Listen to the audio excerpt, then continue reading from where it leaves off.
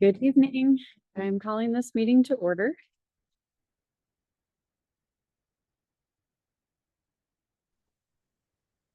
Is there a motion to approve the agenda as presented? So moved. I second. Any further discussion? All right, I move this to a roll call vote, please. Marie Coffey, Aye. Mary Ann Duncan Cole, Present. Olga Hodges, Aye. Christy Morgan, Aye.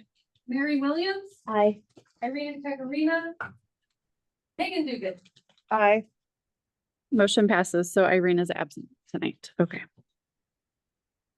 For announcements, I just wanted to give my heartfelt thanks to our communities for supporting our levy lid lift. I am so thankful to Jennifer, the Friends, the foundation, and the staff for all the hours and hours of hard work they put into this. I am truly grateful. Thank you. We'll move into public comments. You'll have 2 minutes to speak. We will take up to an hour to hear comments. Please no clapping or noise during or between speakers. No inappropriate language. Please be respectful of one another, and you'll stand on the red carpet here and direct your comments up to the board. Please say your name and before you begin. For virtual public comment, we have Gary Wilson.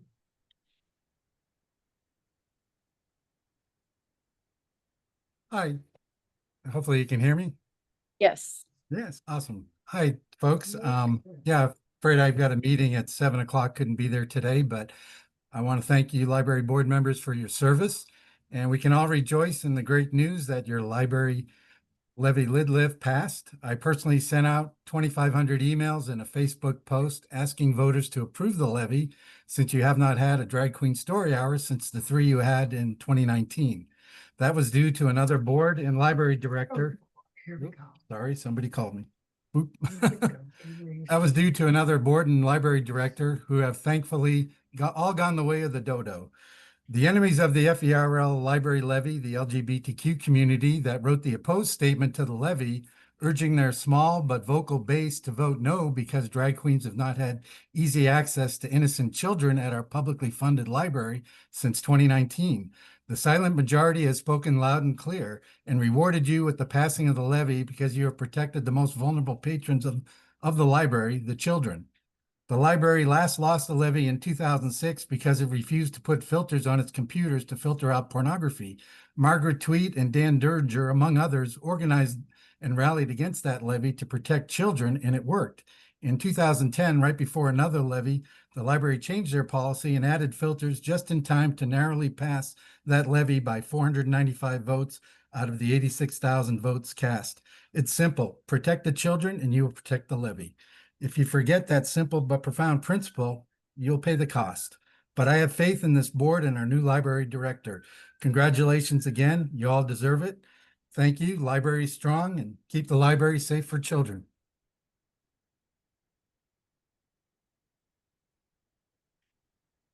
That was our only virtual public comments. Now we have John Kaufman.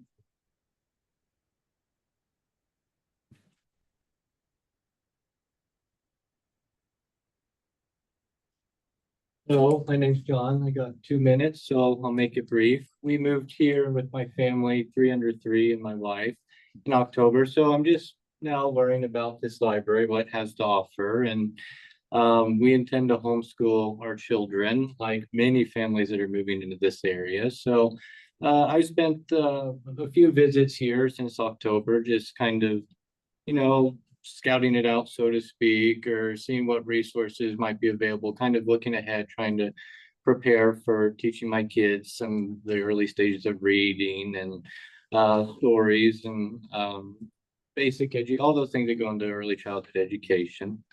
And so what I've noticed since I've been here is that I feel like there's a lot of fundamental texts that are missing. Now, I know there's a network, which is great. Happy about that. And I know that there's like digital options and stuff like that, and that's nice. But I feel like a lot of homeschoolers, probably, especially in this area, from who I've talked to, try to reserve screen time down to a minimum. There's in this culture, there's a lot of amongst homeschoolers, a bit of mistrust, I feel like, among what's digitally offered due to it being so easily manipulated or edited or just downright removed if necessary. And so as a homeschooling environment, it'd be nice to like have text present, physically laid out, classics as they get older. And for me, this would apply many years in the future as my children get older. But when dealing with more complex ideas, you want to have a well-represented basic text present at the library. And as I've said, as I've kind of been thinking about this, planning this now, I feel like, is that like 2 minutes? Sorry. Thank you. I'll just say, I'm just wondering if there's a way this could be improved, if the budget allow for it, for this not to be missing. I just pose that question to you, I guess. Thank you. Thank you.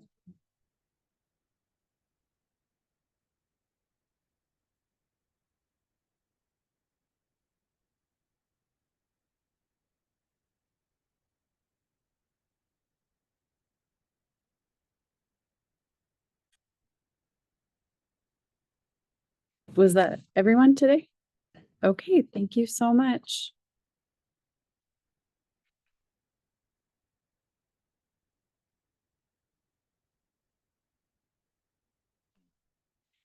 Is there a motion to adopt the consent agenda as presented? So move. Second. Is there any further discussion? I move this to a vote, please.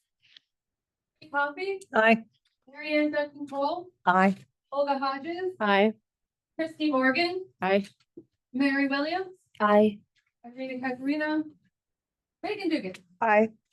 Motion passes. Thank you. Next, we have, let's see. Reports, the June financial statements with Katrina. Oh, she's online. Okay, with Katrina. Good evening. Thank you so much for letting me join you online this evening for the financial report.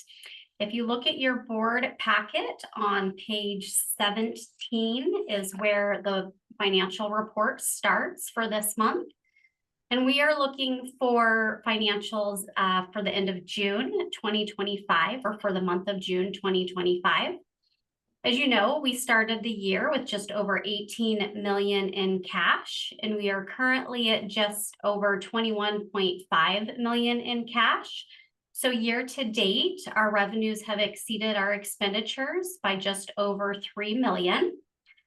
However, in June, our revenues were less than expenditures by just over 1.7 million. This is to be expected based on the timing of our revenues and expenditures, where the majority of our revenues come in April and October, as we know. Moving down that statement of cash, I want to call your attention to the 60 to 90 day target. We are meeting those cash targets, which is great. And unless there are questions on the cash statement, I'm going to move on to revenues.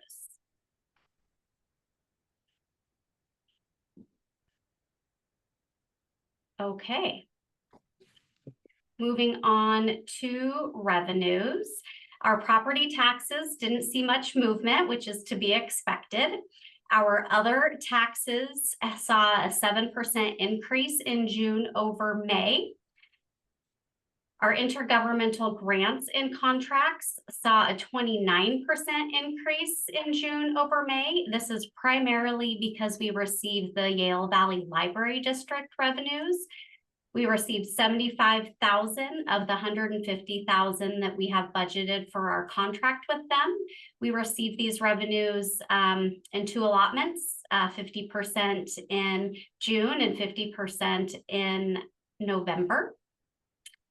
For charges for services, this also increased 12% in June over May.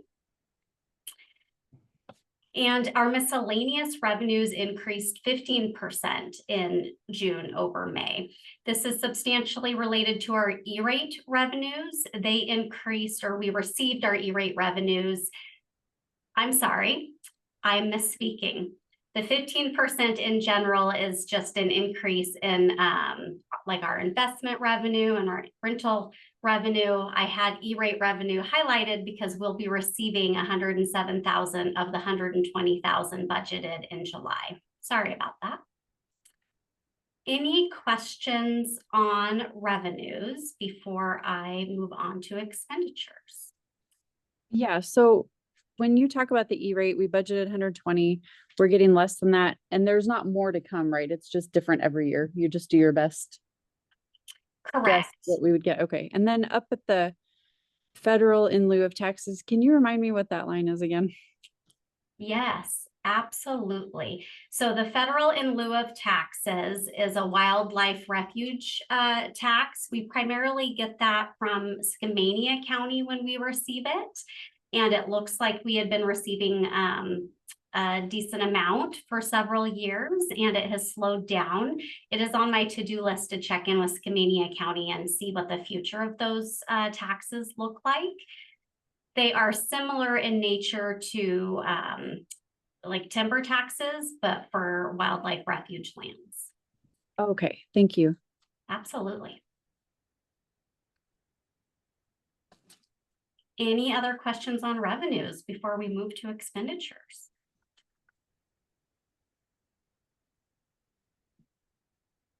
Okay. For our operating expenditures, our first section and always our largest expense is personnel, so wages and benefits. You can see we're at 43% of budget there, so 7% below if we were right on target. And as we know, we carry vacancies of about 16 to 20 is what we've been carrying in 2025. We will continue to recruit and fill positions. Something else to note here, we have some positions here at the Operations Center that we have filled through temp agencies. That is not going to show in our personnel budget. When we have a temp contract employee here supporting us, that comes out of our professional services budget. So we'll need to make some budget modifications when we adjust this fall. For our supplies budget, we're at 46% there. Our small equipment FF&E budget is trending low because we have not met some refresh needs that were budgeted for. And then our technology line is running a little high. As we know, we implemented BiblioCommons, and so that cost came earlier in the year. So that is just timing. Library books and materials are showing at 41% here. Lynn and I have connected, and Lynn's tracking has 64% encumbered. So they are placing the orders. It's just a timing strategy, placing the order versus getting the invoices in here and getting them processed. Looking at other services and charges, we're at 39% of budget here. This will change once all of our insurance invoices process in July, and I believe we have a small one in August. In addition, a significant cost here that we have not realized yet is our intergovernmental services cost, which is our elections cost. As we know, that's going to be more than the 500,000 that we budgeted. Moving on to capital outlay is, you can see here, it's only 5%. For lots of reasons, we have not moved forward with significant projects that were budgeted for. So there were refresh projects, there was the Vancouver deck project. I think that there is an elevator project in here, things that did not move forward that we are planning to start moving forward now. We might not realize the costs as budgeted in 2024, or sorry, 2025. So you'll see that in a 2025 budget amendment, and then you'll see those projects rolling over into 2026. So that'll be part of that budget document. Any questions on expenditures? I would just add to the reason a lot of those projects haven't moved forward have to do with staff turnover and also all the attention that was required for the levy. So now that that is passed, we'll be refocusing and reprioritizing on what projects can move forward and in what timeline. Okay, I do have a question. I know intergovernmental services will be changing, but so we know that one. What about the fire expenses? Are those all just gonna fall into these categories, or are we gonna see some increases coming from fire repairs? Yeah, so we did not budget for that. That's a great question, Christy. As far as what all will adjust and how, I'll be digging into that more deeply. I don't expect that our overall budgeted expenses will increase for 2025, but they will look different than what we initially expected. And we'll have to fold in those costs, not only the expenses for the fire, but also the revenues from the insurance company associated with the fire at VA. Okay.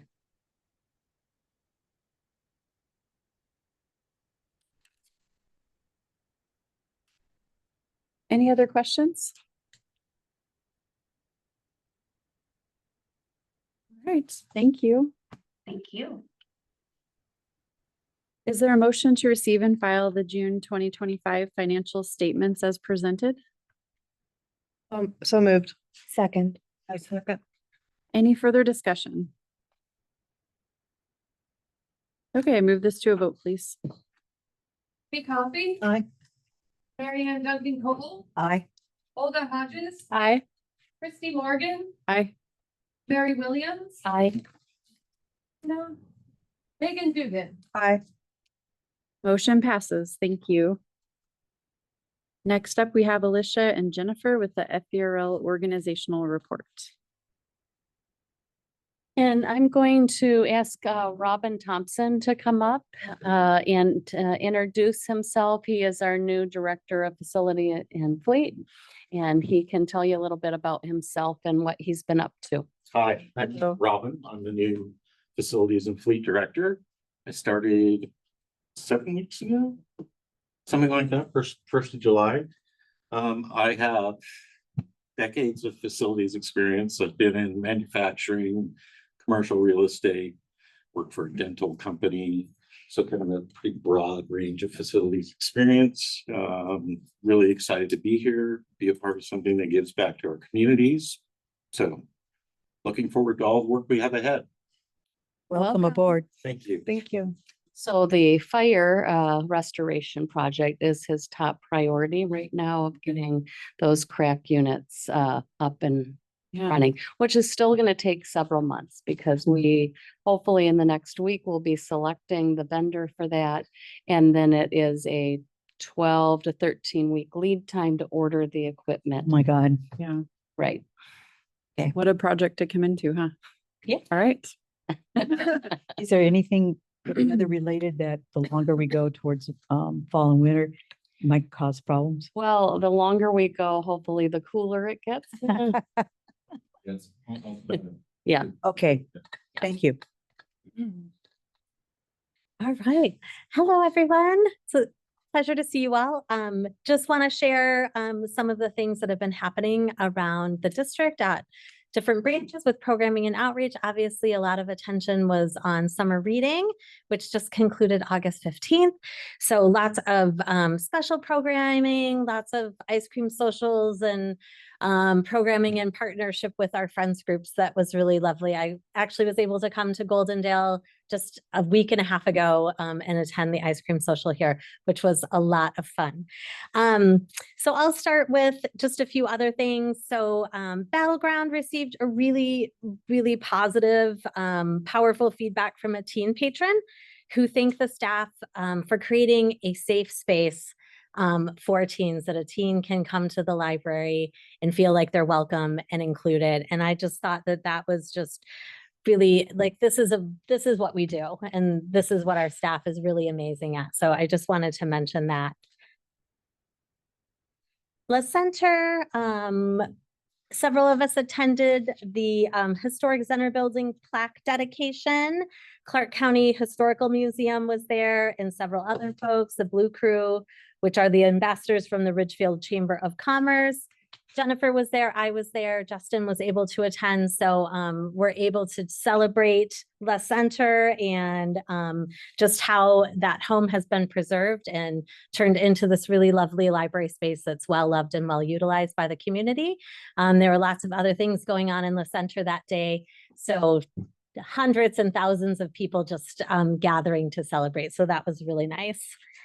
Few other things that are happening across the district. Ridgefield, every year they do the library window painting contest. They were able to have a ceremony on August 8th. So that's always something that's really exciting. In Stevenson, the senior services that's run by Skamania County is partnering with Meals on Wheels and also with the library. So we're doing bi-monthly visits to their in-town mail site to connect with seniors, also delivering read, return, and repeat books, and just a really great way to connect with folks that can't always get into our physical spaces. So that was just something to mention. Vancouver, community members enjoyed a live music performance from Bossa PDX. They're a Portland-based jazz ensemble, Brazilian jazz ensemble, which is really amazing. And we're able to engage with the audience, telling them stories, and it turned into a dance party. So patrons were able to enjoy that music and to also show off some dance moves. Vancouver Mall, we had lots of great. Reptile Man was a huge hit. We've talked about that. Also Creature Teachers, also lizards, all these things are super popular with the kids. So Creature Teachers, the Van Mall had over 250 people attend that because they're able to utilize the mall space for programming there. So that was really great. With Shugal, I was able to attend this one, had a really great program around hula lessons, also around Hawaiian language and instruments. And that was also part of their friends group, their ice cream social to celebrate our 75 years. So that was a really special event as well. White salmon. We all know last month the meeting got rescheduled because of the fire. So I just thought it was really great how White Salmon really helped out to make sure that patrons had the information they needed. It really kind of became a community hub for folks to be able to go there, print things out. The Red Cross had a shelter set up. So folks that didn't have access from broadband or their own internet were able to utilize the White Salmon library, and just thought that that was really great that they were able to provide that for folks in that community during that crisis. Couple of other quick things. Programming and outreach department staff along with branch staff supported summer meal sites in partnership with Share at Cascade Community Library and then also Vancouver. From July 1st through the 25th, we helped serve over 1,500 meals and thought that that was really great too. And then just some end of summer reading numbers. We did have more registrations in 2025 than we did in 2024. So we had 9,270 participants that had registered for summer reading, and that was up from 8,200 last year. So saw quite a bit of difference there with more people being engaged with summer reading. So, all right, that's all I have. Thank you. Any questions? Yeah, where is the next ice cream socialist? Watching them. Yes, I've had a lot of cake and a lot of ice cream, and it's been delicious. It's been absolutely great. It's just really fun to see Um, here in Goldendale, when I came, it was great to see, this was the day after the election. So it was just great to see everybody coming out and supporting. And at that point, people still weren't sure. So it was just nice to see folks showing up for their library spaces. It was great. And for FVRL. So in addition to the summer reading numbers going up, we're saying by about 20%. That's a pretty huge increase year over year. What we also see on page 38 is we continue to have more and more people holding library cards. So we're up to 33% now. And just for those of you who have been keeping track, when we started talking about this in December of 2023, we were at 26%. So there's been a lot more people getting cards. And of course, our population continues to grow and our percentage continues to grow with that. So we now, our population number has just gone up. The state counts that annually. We're at 558,143 people in our district. On page, I'll get there. When you count Yeah. little Bobby and little Kurt, also family, new family move in, and they get 3 cards. Is that a 3-card count or is it a 1-card count? It depends who gets the card. If all 3 people get a card, it's 3 cards. If Okay. one person gets a card, it's 1 card. So that is another thing. Thank you for raising that question, Marianne. That 33% includes many families who might only get 1 card that they're tracking on. Okay.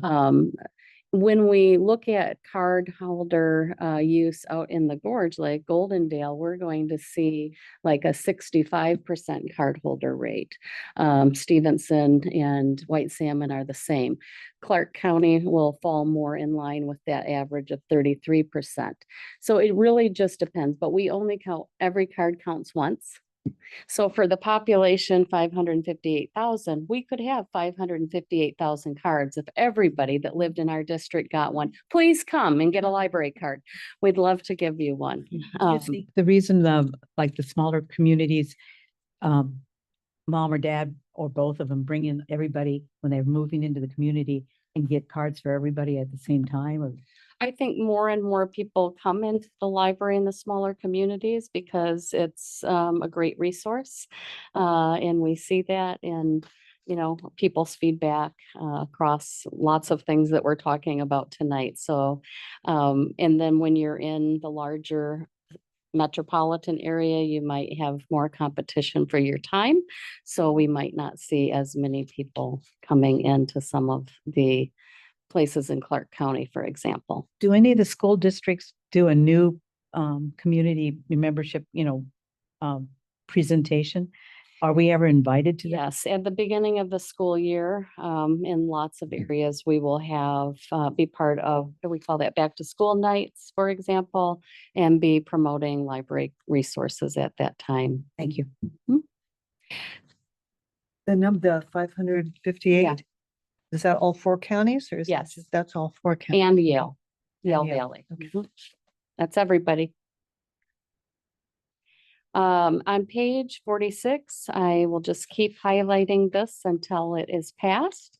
We have our annual Authors and Illustrators Dinner and Auction on October 16th.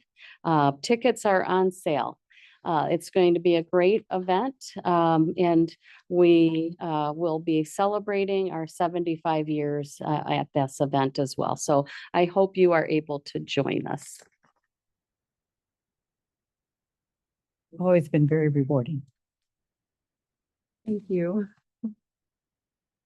Next, we have the Goldendale Branch Report with Tara McLeod. Can you tell me how you say your name again? You actually said it right. I was Oh, gonna give you, good. those. Thank you for that. It's like, I wonder if I remembered. Have my notes so I don't forget anything. I was talking to Marie earlier and how this is like the fun part of the presentation of the meeting, because I get to just brag about our library. So Good evening. Thank you for making the trek all the way to Goldendale. It's good to see you all here. I am Tara. I'm the branch manager of Goldendale, and for a very short period of time, I was the interim manager in White Salmon, so I got the opportunity to work with the team there as well. What I learned is that I really, really do like walking to work. It Okay. was a long drive to White Salmon. Oh, yeah, I did. Not snowing right now. All right, so this is the goal team, our group latest group picture. We have 2 new staff, but our combined experience has still increased from last year. Unfortunately, we are losing one of our full-time drivers, so there will be a position open. But we're going to miss her, but we already found opportunities for partnering because she will be pursuing one of her lifelong dreams. So, yeah. Sad and still good for her.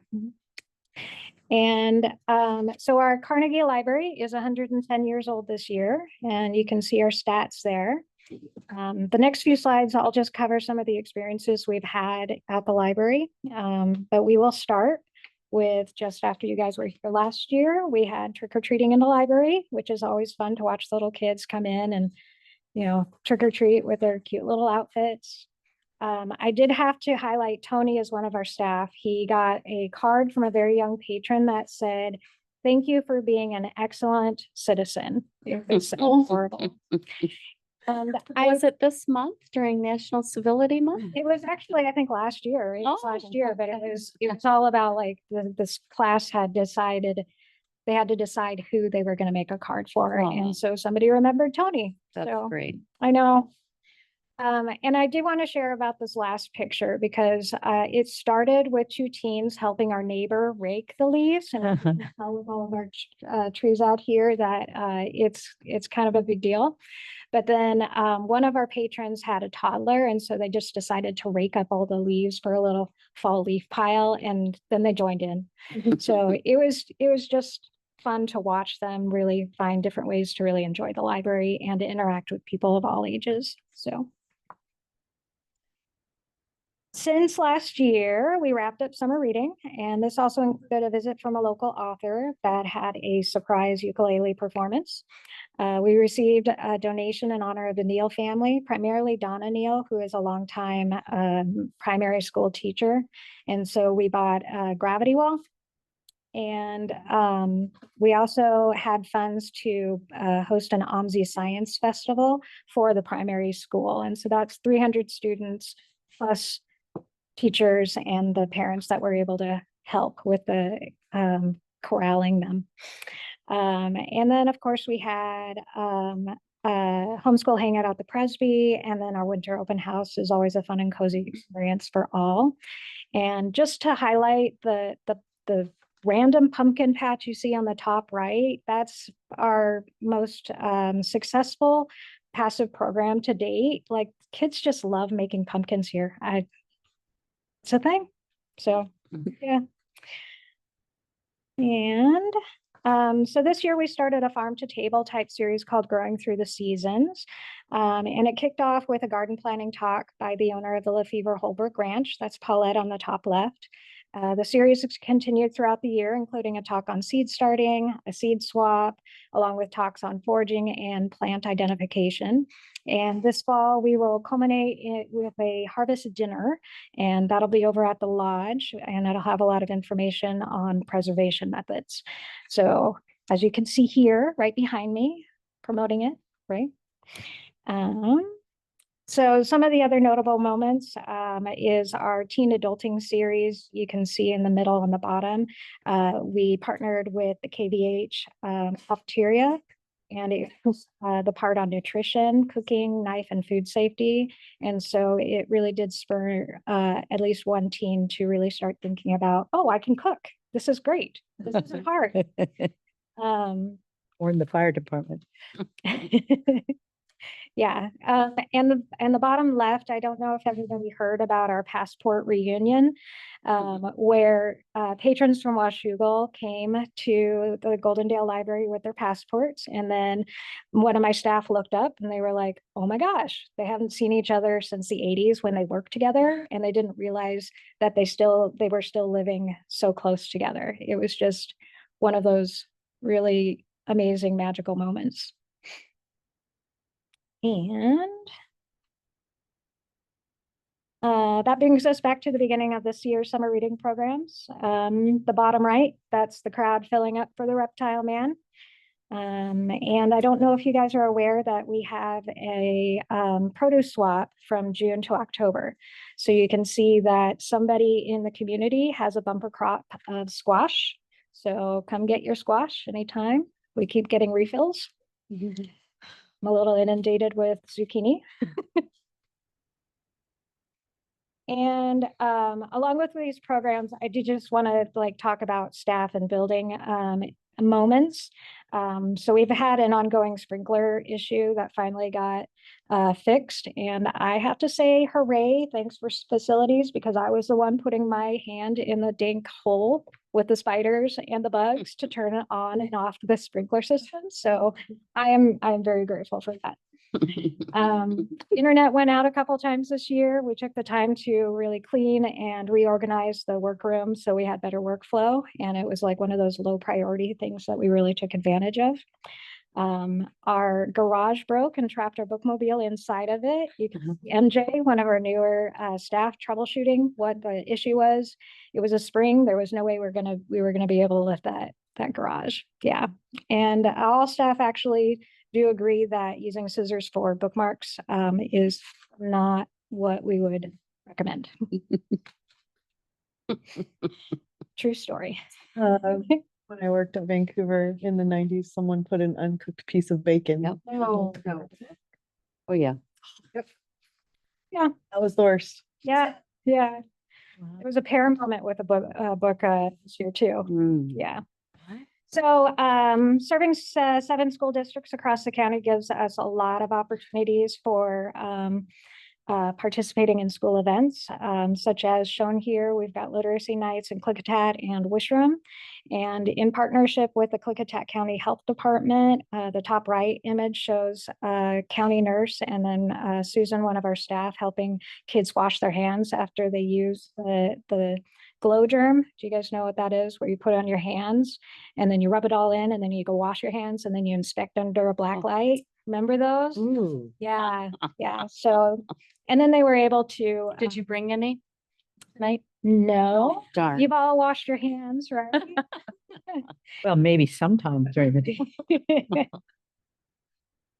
And I did want to take a moment, just like community engagement. Every year we have an annual scavenger hunt that started in 2022 with the city's sesquicentennial. It's a partnership with the city of Goldendale. And so this family every year has, as a family, done the scavenger hunt, learned something new about Goldendale, about the history of Goldendale, and it's just really fun to see them every year do the same thing and come back and enjoy it and get a family picture. Let's see, where am I? Oh, and so these are just more pictures of outreach and partnerships. So the empty picture on the bottom left, that is actually OMSI setting up. I didn't even think of getting 300 photo release forms for the schools. So you get an empty picture, but the Grange was very gracious in donating the space. And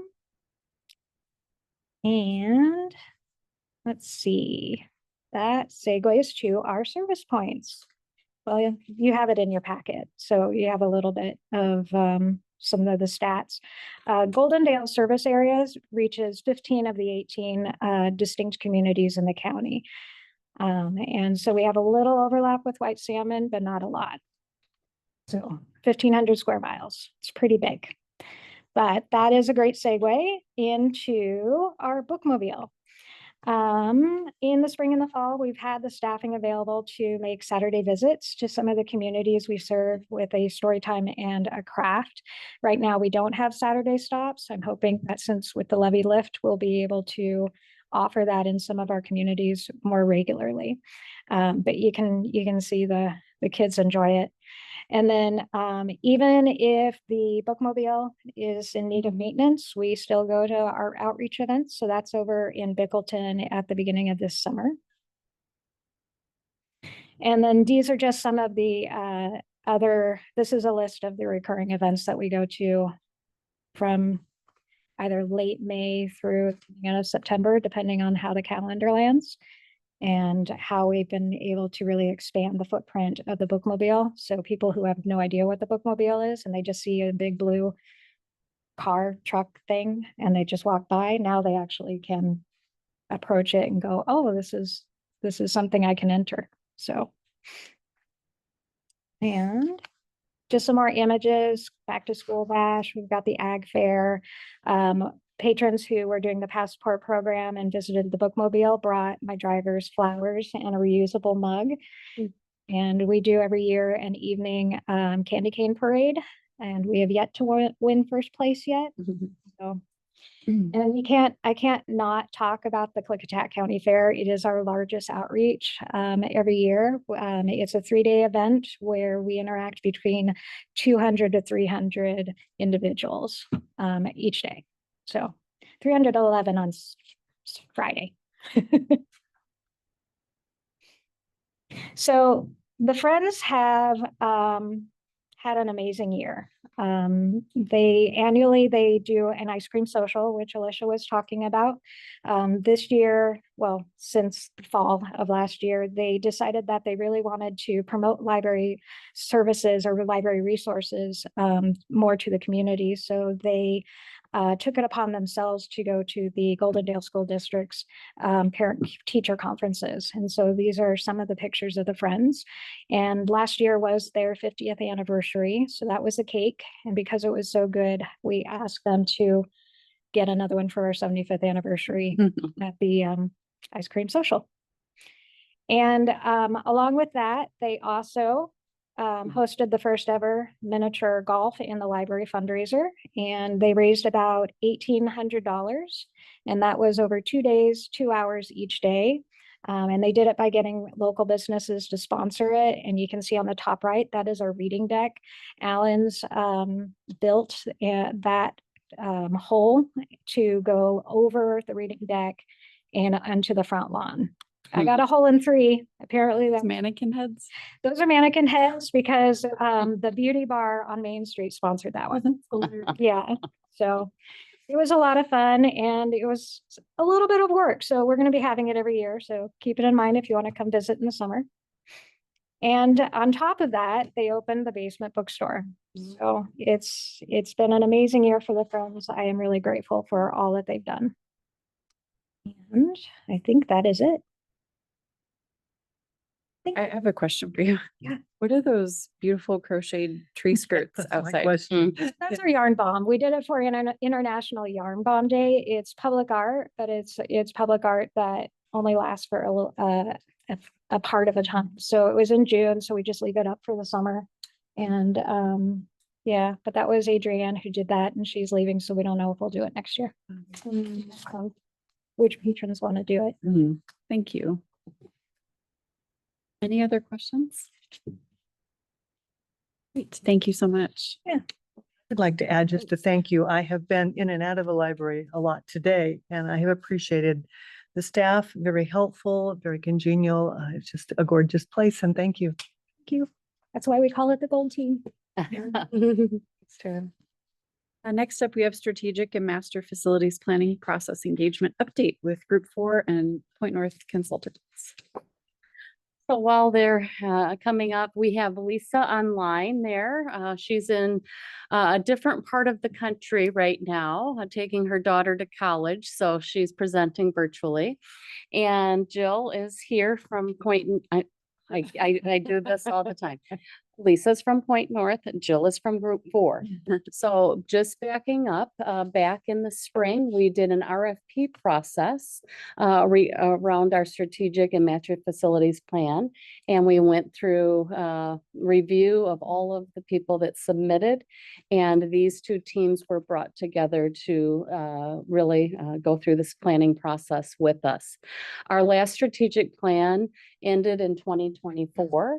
And so this year we have some strategic priorities that we sent out to staff internally, but we're working through this process to get a deep, heavy engagement from the community in telling us what the next chapter should look like. So you'll hear about that tonight.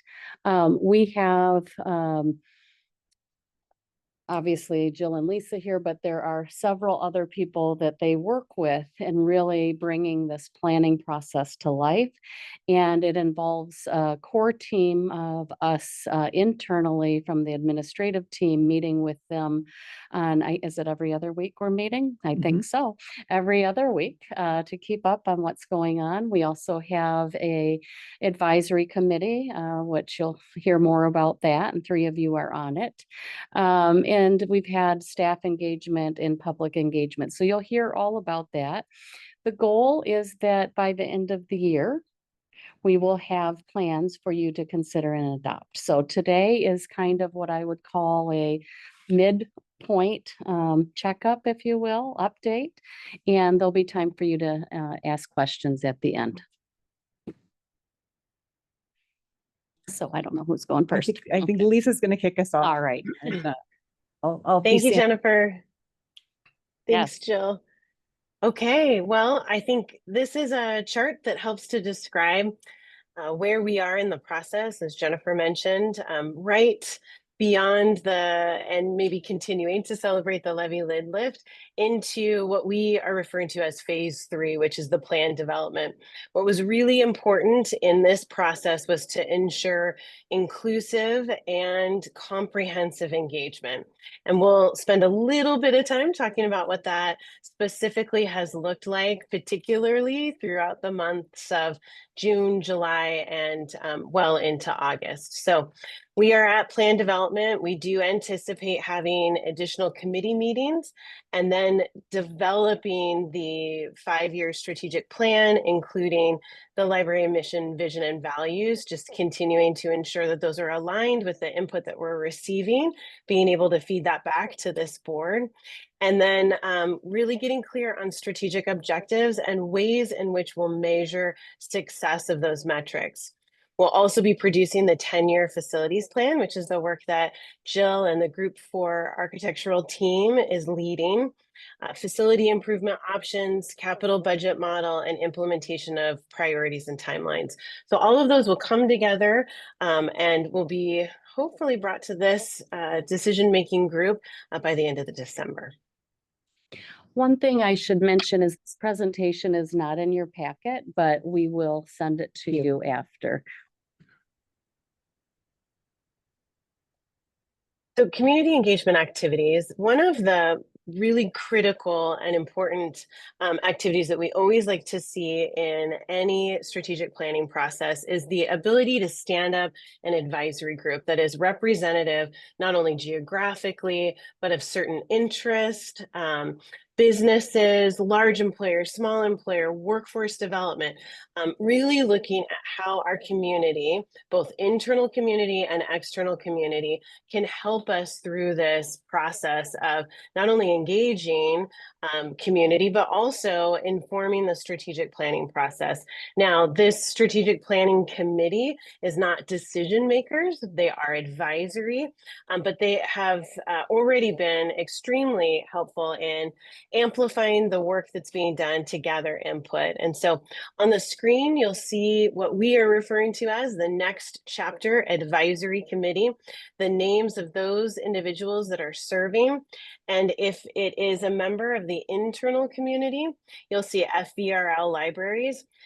You'll also see that we have a really good mix of folks from all of the areas within the district and a mix of community members. So right now we have had 3 of the community advisory committee meetings, and we anticipate having 2 additional meetings. A few of you serve on this committee, and we're really grateful for your participation and look forward to having you participate in the last 2 meetings as well. The next slide is an overview of all of the community engagement activities to solicit feedback.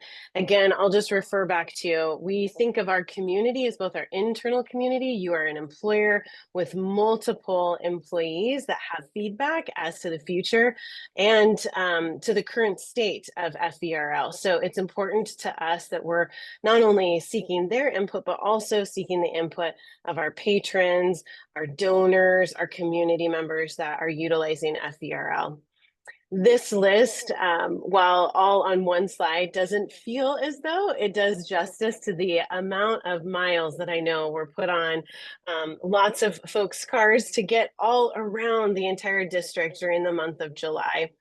We did provide opportunities both virtually and in person. And we know that when we have virtual options, that we find that we have different individuals that can participate. It allows for that really inclusive and open ability for our community to share with us what they're thinking. Community survey is the community engagement activity that is still open. So we are hoping that we will continue to see a significant amount of responses to that survey. So we close that survey August 24th. That's after our last in-person event that the FVRL community engagement team is doing. We had a staff survey that was open in May through June. We had 3 staff focus groups. And then we held 7 community conversations, which were essentially just gatherings, community opportunities to have folks come in for FVRL to share a little bit about the library, and also so they inform and educate as much as solicit input and create a 2-way discussion. We had numerous folks throughout the community attend these community conversations, one in Goldendale, across the region, so Battleground, Cascade Park, downtown Vancouver, Stevenson, and Ridgefield, and then, as I mentioned, a virtual session as well.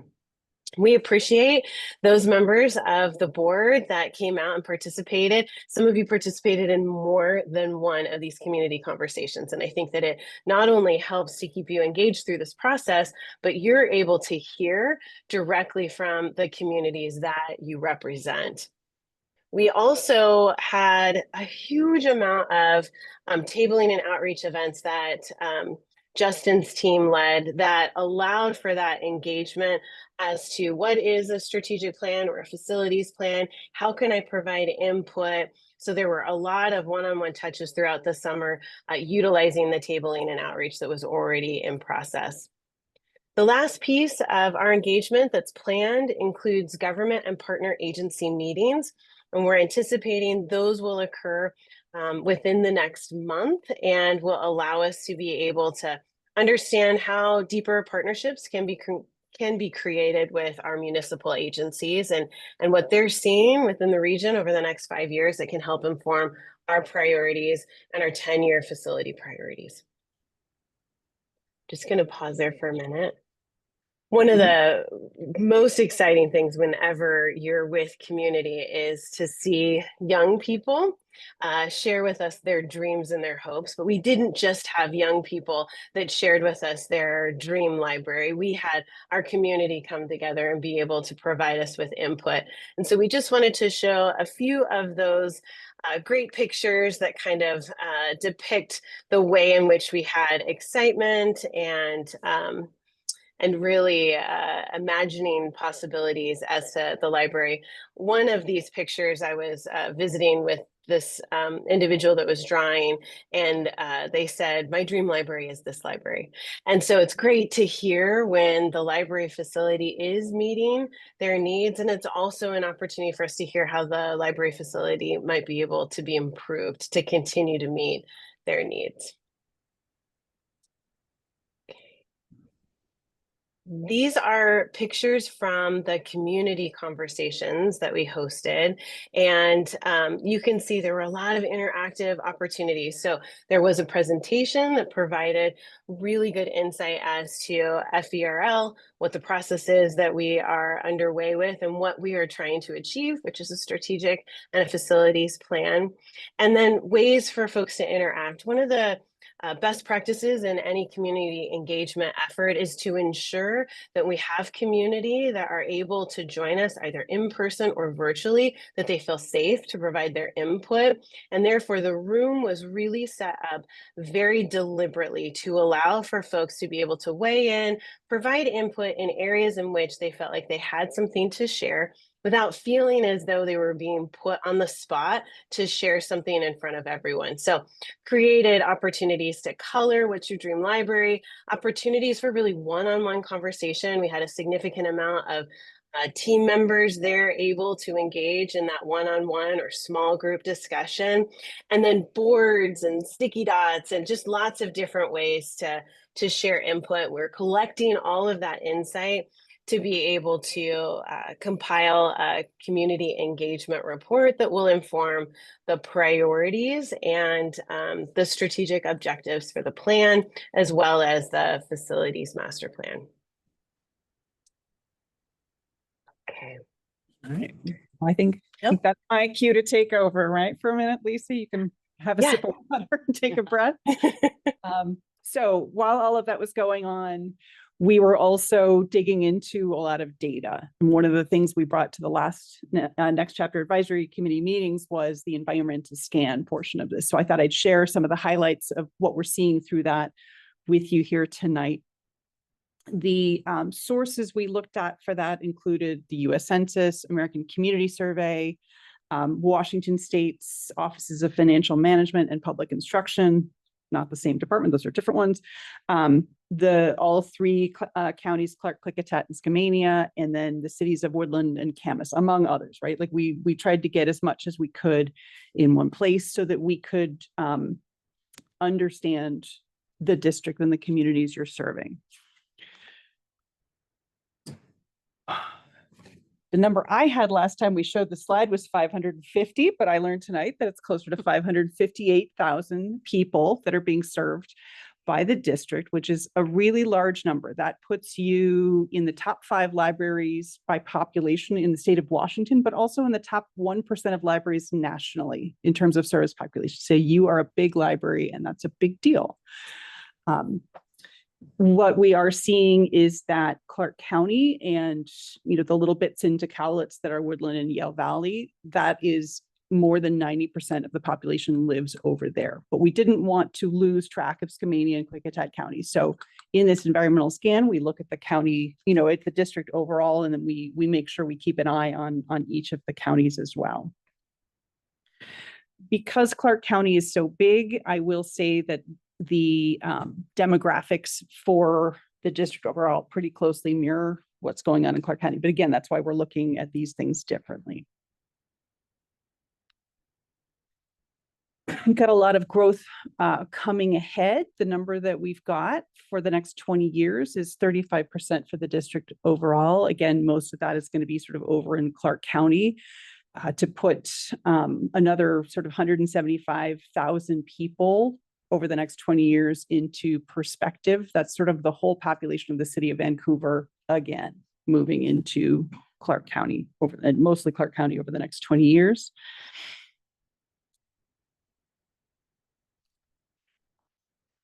All right, so a little bit about the demographics. Your district population overall in terms of age is pretty evenly split into 4 groups. You've got your under 19s, you've got your 20s to 39s, kind of young working families. We've got 40 to 59-year-olds, and then 60 and over. Each of those is about 25%, but that's not the same across the district. Here in Klickitat County, it's skews a little bit older. About a third of the population is over 60.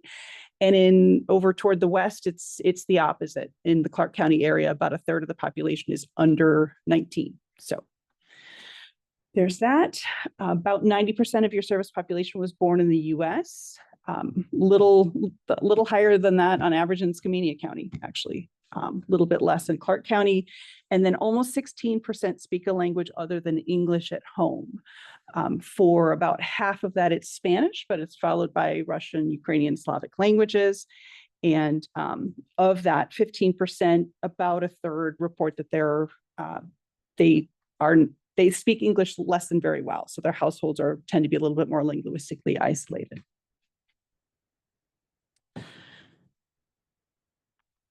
Making sure I said what I was going to say. Homeschooling accounts for about 3.5% of K through 12 enrollment in the district, with most of those again in Clark County. About 30% of district residents stopped either at or before they got their high school diploma. And then about 40% went through some level of higher education, achieved an associate's, bachelor's, master's, doctorate, or postdoc. And all of those have implications for people and their ability to find work here, and for the industries within the district to find good people who are skilled and have the things that they're looking for in order to thrive. So that's why we want to keep an eye on that. Connectivity and access to technology is another one of these areas where there's sort of big across the district as well. The people with the most access to computers, the most access to technology and broadband at home and or at work are in Central and South Clark County, not the whole thing. But as we move north through Clark County and east here into Skamania and Klickitat counties, that's where folks are less likely to have a computer at home or access to technology at work, less likely to have a smartphone. And for those who do, more likely to rely on that as their connection to the internet. And then more likely to just not have internet access at home at all, which is why the library is so important, in particular for those folks. In terms of facilities, so the district owns or leases 15 facilities. 14 of those are public service locations, and then you've got your operations center. The 15th public service location you have is Yale Valley, which is owned by that district. And so for the facilities assessments, we didn't spend a whole lot of time on Yale Valley because that's outside of the district's control.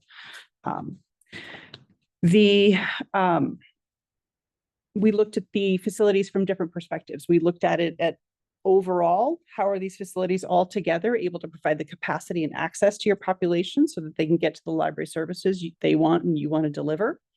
We looked at each facility and how ready it is to provide modern library service and meet the community's priorities as they emerge. And then we looked kind of at the most granular level is we looked at individual components. What's the condition of the building? What's the condition of the systems? What's the condition of the carpet and the mechanical systems? So really wide range of what we were looking at. To do that, Group 4 and our partner FFA Architecture out of Portland, we walked through all of the facilities again, except for Yale Valley. We had another firm that specializes in that very detailed facility condition assessment. They walked through all the facilities as well, except for North Bonneville, West Schuylkill, and the mall. Yeah. And then, we've got the staff input. Lisa mentioned the staff survey, which most of the staff did fill out, which is wonderful. Got really rich information through that. And then, of course, the community listening sessions and the survey, which is still ongoing. So altogether, the buildings that you own or lease right now are about 220,000 square feet, which sounds like a really big number. And we want to make sure that it's the right number for the population that you're serving of that size. And that ratio of space to population is one that we look at in library planning. We keep an eye on that because we know, like many public services, as the population grows, the demand for those services grow, your need for space grows. So we're keeping an eye on that. I will say that that ratio of library space to population in the state of Washington, you're almost at the bottom of that list right now. The amount is not strictly proportionally provided across the district either. You can see that Skamania and Klickitat counties each have a little bit more library space, the number in red, than they have a percent of the service population. On the western side, it's the flip. So particularly as that population over there grows, that gap, we'll want to make sure we're doing something about that. I do want to say that we're not necessarily striving for uniform distribution of space across the district. We're not yet looking at any particular ratio, but this is just one of those things that we're looking at as we go through this process. Are you including the bookmobiles in those calculations? So for per capita, no, we're not. Okay. It's part of how we're looking at how the district provides service to the community, different methods of that service. But in terms of the space, no. Good question. Thank you.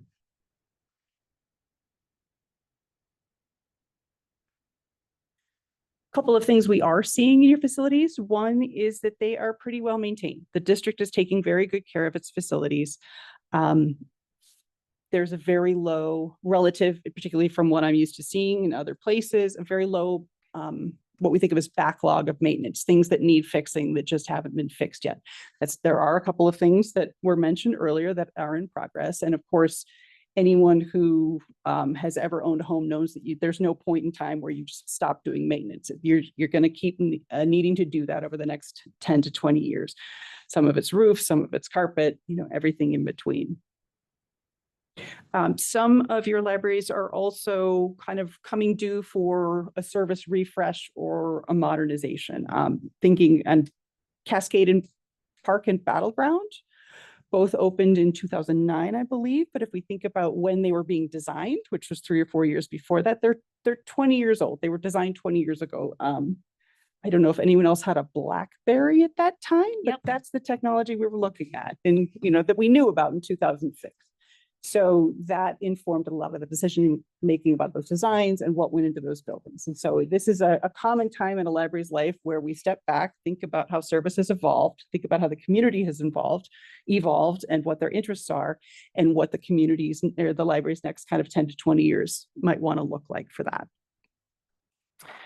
Your larger libraries do provide quite a lot of service out of them. This is all of your facilities except for Yale Valley, and these are roughly proportionate to the size that they are. So quite a lot of your facilities can fit inside your downtown library. And together, I was looking at this earlier today. Let me make sure I get this right. So Vancouver downtown, it's very big. It's bigger than a lot of libraries in a lot of places. In the last year, looking at your data, it's been the #1 visit, circulation, computer use, Wi-Fi program, all that. And that's all to be expected in a library that size because it can do all of those things in high numbers. Then if we look at Cascade, Park, Battleground, and Three Creeks together, those are doing, have done, 40% of all visits, those 3 locations, 40% of computer use, 40% of program attendance, more than 50% of circulation of physical materials. And that's not to say that they're better, but you can see again, like how that much space supports that level of service. Your smaller libraries similarly kind of really struggle to do all of those things well at the same time. Each one has something that's really good at. Like look at Le Center. It's a very popular, busy little library, but you can't even hold your board meetings there next month or 2 months. You're going to need to go find someplace else because it's so small. Woodland is a nice, new, beautiful building. It's got a ton of the people and program space that the center would love to have, but its collection is really no bigger than Le Center's. So it's really like, choosing between things in your smaller libraries. So this gives us reasons to, we want to think very carefully when we're thinking about facilities for the future, how big we suggest that they be, or how not small we suggest they be. Want to make sure they can provide all that service. You also look at the hours open for those different communities, or are hours open all the same? Whether they're all the same, They're not all the same right now. That's something we'll be looking at as we go into our budget planning for next year, but that's not really part of the scope of their Thank work. you. So these are more images of the things that Lisa was talking about. The community listening sessions are over, but we're still watching those community survey numbers come in. Can't give you any, specific numbers or percents today of what we're hearing. But based on what we're seeing and what we heard from staff through the focus groups and the staff surveys, some of the things we're expecting that we'll hear is that people, love the library and will want more of things. Welcoming and comfortable spaces for people of all ages. Alicia's told us the nice anecdote about the teen there who said, "This is a wonderful, safe place for me. We want everyone who walks into the building to feel that way."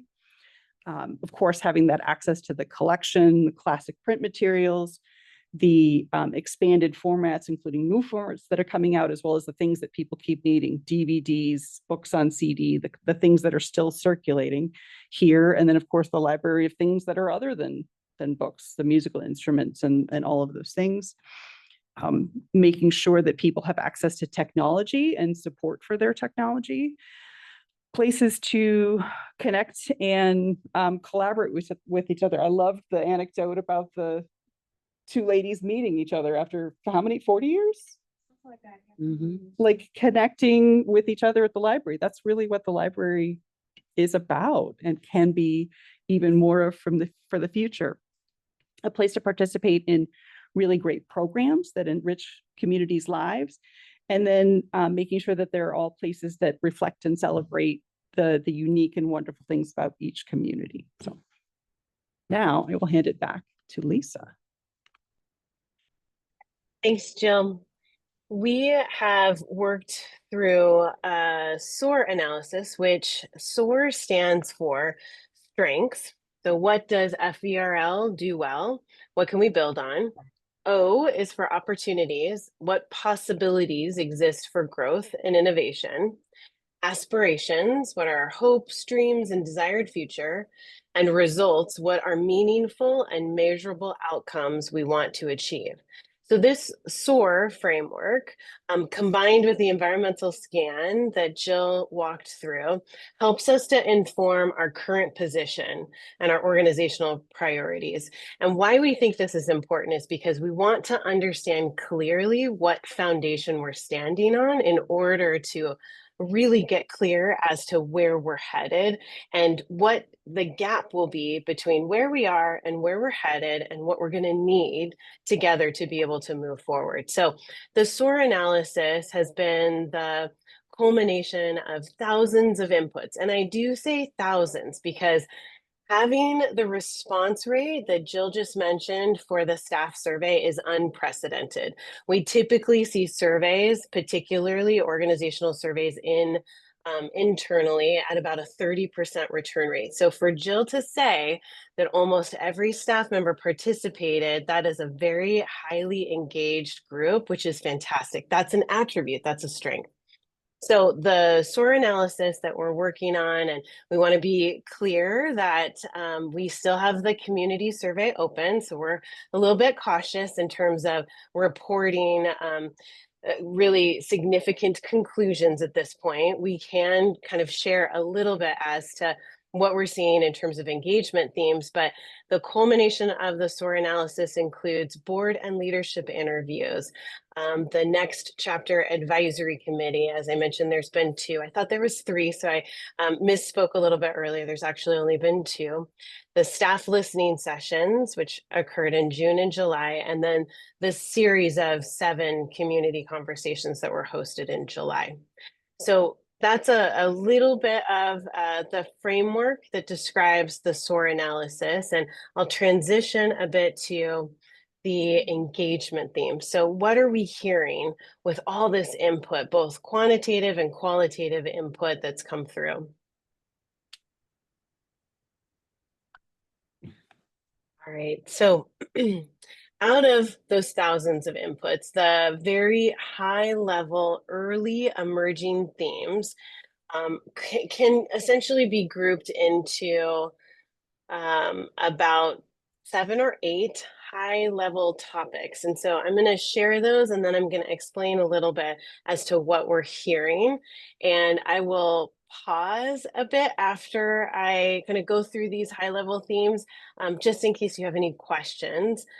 These are not meant to be person specific or branch specific. So they are meant to really be the culmination of all the input. So the first is relative to facilities. So we're hearing a theme around expanding and or modernizing current facilities. And that looks and sounds like building or expanding in high growth areas, creating distinct zones and larger areas for quiet study, group work, children, teens, and community events. The integration of outdoor spaces, maker spaces, and specialty areas. the improvement of the buildings to ensure accessibility. So ADA, multilingual signage, mobility-friendly layouts, and then enhancing safety, climate control, and comfort within those buildings. Second big theme we're hearing, advanced inclusion and community connection. So as Jill mentioned, as we heard from Tara, the idea of 40 years of distance between two friends and being able to connect through this passport program kind of gives you goosebumps. The ability for FVRL to be that third place that allows for that community connection has been heard throughout our engagement. So expanding culturally relevant and multilingual collections, programs, and staff representation is a theme that we're hearing under this kind of subheading of advancing inclusion and community connection. Tailoring services and outreach to rural communities, seniors, and underserved groups. Positioning the library as a trusted hub for connection, dialogue, and intergenerational engagement. And then regularly engaging in co-designing programs and services directly with the community. The third big theme we're hearing is strengthen library programming for all ages and needs. So sustain and grow core programs for early literacy, youth and teens, expand adult learning, life skills, job readiness, and digital literacy offerings, increase social, arts, creative, cultural programming, leverage partnerships to accomplish this, and ensure that there's program consistency district-wide while allowing for branch-specific customization. The next theme we're hearing is enhanced technology, innovation, and digital literacy. So maintain reliable, up-to-date hardware and software at all branches. Expand access to emerging tools, 3D printers, maker equipment, creative tech. Deliver technology help and digital literacy programs for all ages with a focus on seniors and rural residents. Incorporate AI and resources in technology to both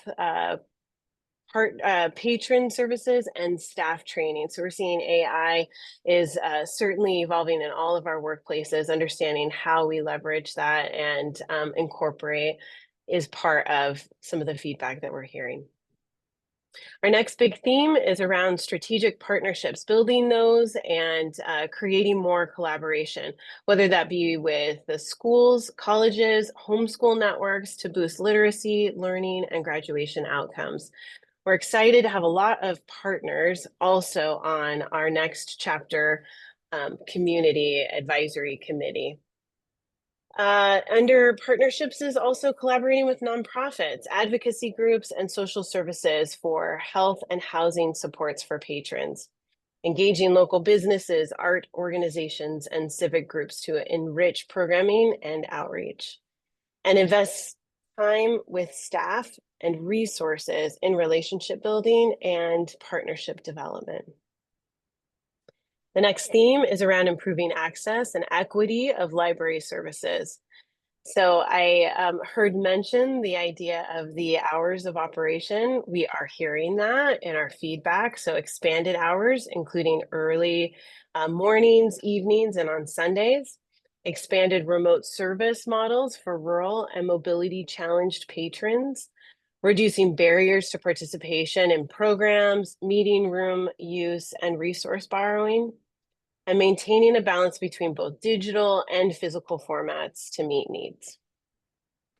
The next theme is invest in staff excellence and capacity. So ensuring adequate staffing levels to support outreach and programming, provide professional development in technology and other emerging needs, and create systems for cross-branch collaboration, communication, and knowledge sharing. The last theme that we're hearing, I know this is a long list of initial feedback. The last theme is around elevating public awareness and advocacy. So proactively marketing services, programs, and library resources to non-users and underserved audiences, using multiple channels from social media to video to local media events to reach diverse demographics. strengthening online presence and improving the website, which I know is underway, showcasing the library's role beyond books. The idea of that third space, that community hub, that resource center, a place for innovation and opportunity. Showcasing the library's role beyond books is really a theme that has come through in several different areas. Also building advocacy capacity to sustain funding and public support. So that was really such a huge opportunity for the library with the passing of the levy lid, and really being able to use that as a springboard to continue to ensure that our community understands the value of FVRL. So as I mentioned, we're still collecting input. We would love to see each of you help us reach the communities that you are serving to ensure that we can get that community survey out to as many folks as possible. It's in multiple languages. We have hard copies available. So really trying to ensure that it's inclusive and representative of our FVRL district. So with that, I said I would pause. That's a long list of lots of engagement themes. We're really proud of what we have heard through our community listening sessions and through the survey, and we're hoping to continue to hear some more. So Jill, is there anything else you might want to add as it relates to any of the engagement or some of the themes that you're seeing come through your conversations and dialogues as well? No, I think that pretty well covers it. I'm looking forward to hearing what the board thinks and your questions. When you say focus on rural services, would you kind of elaborate that? Focus on rural services? Yeah, she was talking about that. That was one of the goals. Well, I'm going to share what I think that means. And again, I would just say these are kind of high level themes. Ensuring that what we are hearing is the access and equity of library services across the district. So are the same services available in Clark County that are available in Klickitat County? Is there different tools or different ways we can serve those rural districts more effectively and probably differently than we serve Clark County? But I would pause and just see if Jennifer, if you have anything else you might want to share in terms of some of what you've heard as well, if that's in alignment. Yeah, I mean, I think how you described it is what we're hearing. Really making sure that our resources and services are available throughout the district. Okay. Accessibility. Yeah. So that was a lot of Information. and I was hoping probably in the next meeting, we'll hear more specifics, but will it be broken down for us as far as weight to each request? Will we get to see, 10 people wanted this, 5 people wanted this? How will that look for us? Or will it just be a pool of things that people are putting out there? How will that look? That's a great question. We will take the engagement that we have heard so far, and we'll continue to distill it into themes. One element that's really important for us to do is to leverage the advisory committee. So we'll take these themes back to that advisory committee, and we'll be working with them to kind of unpack these themes and hear how they resonate with that advisory group and look at how we might start prioritizing those. So the engagement findings and that summary report will be available after the survey closes, which will be next week. And then we will present that to the advisory group, and you'll have access to that too. There'll be charts and graphs and ways in which we'll be able to quantify those themes so that it does make it a little bit clearer in terms of, was this one person that responded or was this multiple people? Given how expansive all of this outreach has been, we need to make sure that we kind of have the opportunity to dive into the final results of the community survey before I can commit to any specifics in terms of you're going to see a lot of detail. You will see a pretty significant and robust engagement summary that will be a report back out to the community as well as to this is what we heard you say, and this is how it will help inform the development with the FVRL leadership team to set the strategic priorities, goals, and actions. So are you saying that we may not see actual numbers? It might just be, so I guess, I'm asking if we're gonna be able to see numbers of how many people want what sorts of things. Will that be provided? We can provide numbers, but I think beyond numbers, this is both a qualitative and quantitative engagement process. So there are some elements that are easily reportable with numbers, and other aspects that are really more conducive to high level themes. So Jill, I don't know if you have any other insight that you want to share in terms of, I know you're deep into the survey. Yeah, no, I think that sounds right, Lisa. There's questions on the survey, as everyone who took it knows, real easy.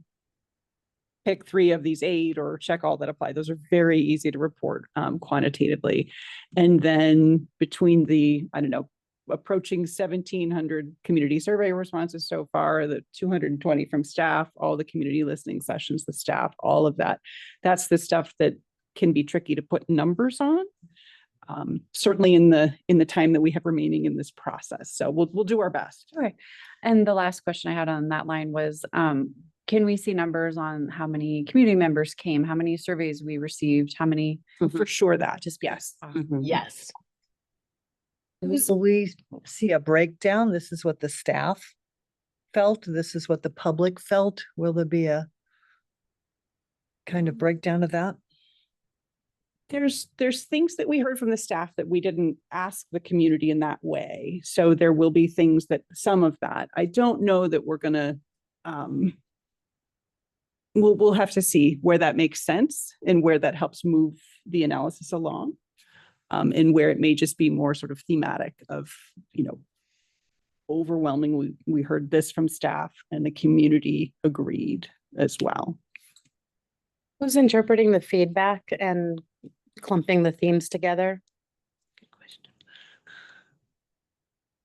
I would say that it is a joint effort. So we are beginning that process, and we're working with a core team, which is made up of the FVRL leadership team, who have been hand in hand with us throughout all of this engagement effort. And we're taking it, as I mentioned, to the advisory group as well. So we're doing that initial first pass, going through all of the feedback that we've received, and continuing to work with the leadership team just to see if this still is resonating, if there's anything that they're seeing or hearing that might be different. A little more detail than that. So when you have the sticky notes, for example, is there one person that's seeing that and putting the themes together, or several people interpreting that? So in terms of sticky notes, I would say there's probably 5 of us, Jill, at a minimum, that are taking all of that feedback, putting it into notes, making sure that it's reflective of what we saw on the Post-it note, putting it into the summary, and reviewing that. Jill, do you have any other comments that you might want to add? Is that specifically what you're asking, is number of people looking at the feedback? Yeah. And certainly the leadership team as well will have access to all of that. Yeah, because at this point, that would be like the metadata. And I'm just curious, who's interpreting that, is how many eyes are on it. So sounds like 5. It's collaborative for sure. Lisa did say we're all looking at it. We're not double counting. We're not all adding up the Post-it notes individually. And then, we're going to make sure that those are counted accurately, but each of us is looking at what's in there as well. Is the public going to have this kind of detail in the results of the survey? Will they have access online on our website, someplace else, to see the depth of this? Absolutely. The community survey will be part of the final report that comes out of this process. And so, Which is a public document. so, Okay. And then there is a web page that we have on strategic plan, that even this particular update meeting will clip out this part of the video, and we will put it up on our strategic planning page. So people that weren't able to attend this meeting but want to know what's happening with the strategic planning process, can see the update. And that will continue as we get to a final document. So that's how, that's part of how the public's going to know how we're moving forward. So pushing information out, as well as having a landing page for people to come and find, what are we learning and where are we headed? Well, that will be helpful for us as well, because you put out you both put out a lot of data, statistics, numbers that, it's a Yeah, lot and to absorb. and I apologize that you didn't have that in advance, but you will get that now, and it will be part of the meeting packet that is uploaded. Part of this is we're doing a lot. And so we wanted to make sure to have this meeting where you could get an update, but they didn't have the time to actually get all of that information brought together yet. But we felt that this time was important for you to get an update. So yes, it's not everything, but there's a lot of stuff going on. And if you want to be more engaged than you are, talk to me about that. But then it's a commitment of your time and energy as well, right? But we certainly, if you want to be involved in everything, I can make that happen for you. Question, we have a pretty good profile of the communities that are here now, the minorities and that. Are they capable? Are they seeing any kind of trends that there might be some changes in that profile? Like maybe we're not going to see as many Spanish American people joining. Is there any kind of changes that help us prepare for that as well? I don't think any of those resources that we found have given us any of that. Okay. So Yeah, I was wondering if maybe the Russian community kind of starts disappearing as it joins in, but yeah. I think the best we can do is think, at least from the facility side, think of your buildings as 50 to 100 to 110 plus year buildings, right? And so lots of these things are going to change again and again and again during that time. We want to make sure your facilities are big enough in the right location. They're flexible enough so that they can keep serving the population even as it changes. And also look at how the communication systems, which have changed huge in the last 25 years. Any predictions about how that's going to change a bit too? Boy, if I knew that, I would be rich. buy in some stock. But I think we can just expect it's going to keep changing in ways. So we want to make sure the infrastructure is robust. There's enough power. Again, that flexibility. Yeah, and I think, the reason why we're looking at a 5-year strategic plan and a 10-year master facilities plan has to do with the fact that there are changes happening very quickly in our society. So 5 years feels even like a long time, but the amount of engagement we're doing to get to this new plan is not sustainable more than every 5 years. And so we need to be aware of kind of what's coming soon that might modify services and programs and that. The building facilities plan being 10 years is because it takes a long time to plan and execute facility changes. And so it needed a longer horizon. So that's why those timeframes are different. And I think go somewhat to your question that we can only see so much ahead. We can only deal with the best information that we have. And while there's trends nationally that might not be hitting here yet, those are being looked at. But what is really this community wanting? And when I say this community, even just Goldendale, what does Goldendale want from its library versus what does Battleground want from its library?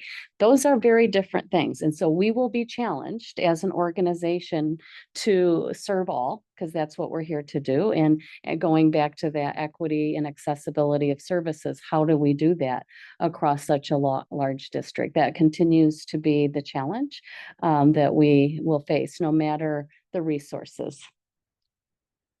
Are there communities or, engagement pieces that you feel are missing, people, groups that maybe you wanted to have participate in this that we weren't able to engage? Anything standing out like that? I think I will let the experts answer. I will say that there is no surprise that this is very common, that there are groups that aren't as vocal or aren't as present in these kinds of conversations. And so we're seeing that here. It happens everywhere. Oh, yeah. And so I think, you know, our young professionals, we don't hear as much from because they're very busy in their lives. And so in younger people, while we've captured a lot of those images of them drawing their dream libraries, et cetera, it's hard to get a lot out of them. We are trying, even with our teens, by having boards right in our libraries, getting feedback right there. So that is something we implemented when we thought their voices are really missing. But I think that also minorities or underserved populations that are struggling to survive, we don't always hear from a loud stance. And that is very common, as you know. It's a challenge. And so that's why we have worked incredibly hard to reach as many people as we can. And we could keep doing this forever and still not reach everyone. But I think that this year, more than any, between all of the extreme outreach, we've had more outreach this summer than we've ever had, that I think is probably on record, and being very present at festivals and outreach events and our 75th anniversaries in the library and all the levy conversations and outreach events, that people in all of those spaces have been informed about what we are doing. And so is it everyone? No. But we do think that it represents a good part of the community that is very engaged in what the library is doing and what they would like from the library. So I don't know if you had anything else from your viewpoints of what you're seeing, of what's missing. Lisa, No, you we're want to go? good. Go ahead. You touched on this briefly, but one of the methods we're using where we're going to get the biggest numbers is the community survey. And as you mentioned, like it's very hard to get big numbers of like under tens in a survey like that, right? So we know even going into the survey, it's going to be skewed a little bit older than the population overall. Right now it's skewing a little bit more women. So get your fellas, we need your voices in the survey. And so that's one of those reasons why it's not the only way where we want to listen to the community. And it's why we don't want to take any one of those results from the survey as gospel, because it's it's just not representative. Is the survey only digital, or are there printed? Nope, there's paper copies that are available in the branches, and I think through outreach. In Russian, Spanish, and English. Yes, and it's multilingual. Very good. How many more answers would we ideally want to get in the survey? 550,000. That would be not. And what can the board do? Because I mean, I have a privilege of being on the committee. So I've been to these meetings. I got the blessing of Lisa because I emailed her and I was like, is it okay for me to send this out to my friends who are influencers and have them posted on social? And they were so happy to do that, which was amazing. But for everybody else here who doesn't get to go to those meetings like Marie or I do, like what can we expect, and like how much more push is there needed for more feedback for engagement? Well, I think the 550,000 we would love to hear from. But, I had set an audacious goal of 5,000 for the survey response. We're at 1,600. So if you could get me up to 5,000, and I think our organization, as many as we can get, really helps to inform our way forward. And so, yes, I think sharing in all of your circles, whether that's print copies or electronic copies, and making sure everyone you interact with is aware of what's happening and that they have a few more days to fill out a survey that only takes 10 minutes of their time. It can, Even less. yep, it depends on how many questions you want to answer, but Yeah. Yes. And so, when we watch the statistics day by Julian and their team have been doing an amazing job of pushing it out through all the channels. Every time anyone pushes it out, anyone, sends it to a friend or texts it to their family or puts it out on Facebook or Instagram or Threads or whatever, we see a little bit of a spike in responses, right? Because somebody who might have heard about it last week totally forgot about it. They were at the store, they couldn't do anything, but now, aha, it's in front of them and they've got 5 to 10 minutes. So Was it our August newsletter had the survey right at the top and we got 400 responses like. Good idea. Yeah. So, I mean, there are results when we're pushing it out in different places. And what's the deadline again? August 24th. So on that note, if, maybe we're not seeing the numbers that we're wanting to see with the survey, I would say if folks are actually making the effort to complete it, I hope we really do weigh in those voices because in the digital age, it's like, it's right there, but very easy to pass up. So if someone is willing to do that, that's a great thing. Are we seeing very many paper responses or no? We're just doing a lot of the data entry. I know we probably got several dozen so far. Okay. know what OCD is doing there. Okay. Right. And our branches are also entering them as well. So they're coming in through the form itself. So it's counted as part of that. Is there any way we can incentivize it? As a public institution, that is hard to do. Yeah. If you hear somebody complaining about the library, We can have you let them come taken to all the programs that they want for free. Yeah, there you go. Check out a book for free. Yeah. Maybe they can check raffle all the books they could ever read. 50? Thank you. Again, congratulations on the levy. We get to talk about that again, so you can say it again later. Okay. Well, thank you, Lisa and Jill, for your tremendous work and expertise that you're bringing to this process. It's been really great and I think a very strong process. So I can't wait to see what happens in the next few months. Thank you. Thank you.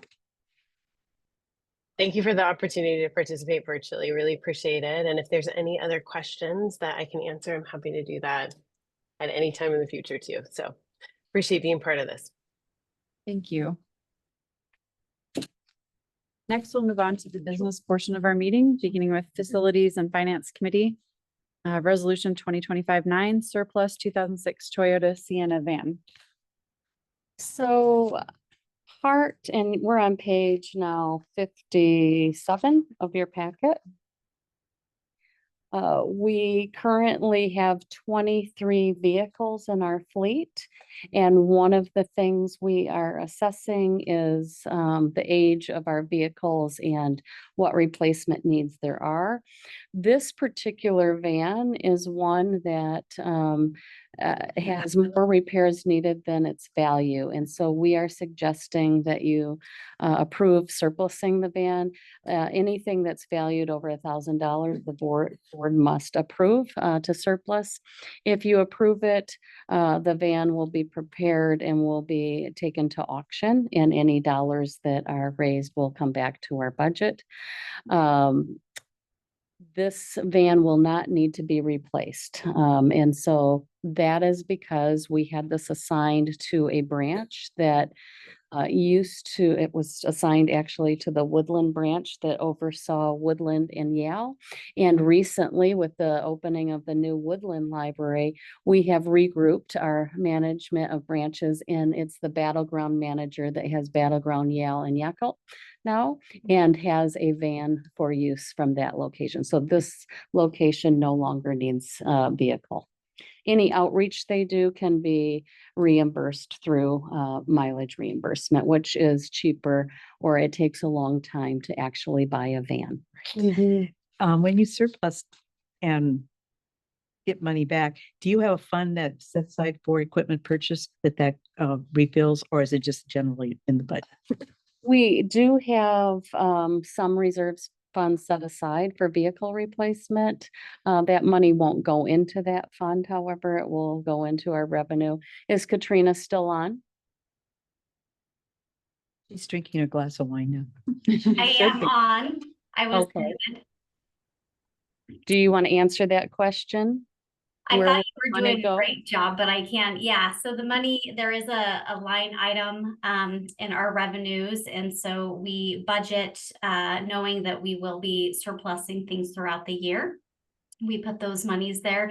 We don't earmark them for any specific purchases in the future, but we definitely could if that is a financial policy that the board wanted us to look at and bring forward. But at this point, we've just always, as far as I can tell, looking into the history of the district's financials, always had a line item for any of our surplus assets, whether it be from a vehicle like this or from IT equipment that gets surplus. All of those revenues come in and are on one budget. Thank you. Mhm.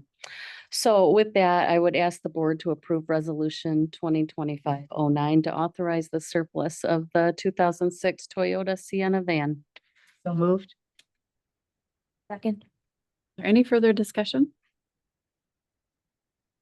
All right, I move this to a vote, please. Marie Coffey, Aye. Mary Ann Duncan Cole, Aye. Olga Hodges, Aye. Christy Morgan, Aye. Mary Williams, Aye. Irina Kakarina, Megan Dugan. Aye. Motion passes. Thank you. A lot of mileage. I know. I don't think any of us are interested in bidding on it. They have four-wheel drive in the mom van world. The Siennas are where it's at. All right, we're now on to the levy, where am I? Levy lid lift results. Yeah, so on page 60 of your packet, you do have what was the latest at the time of the results of the election.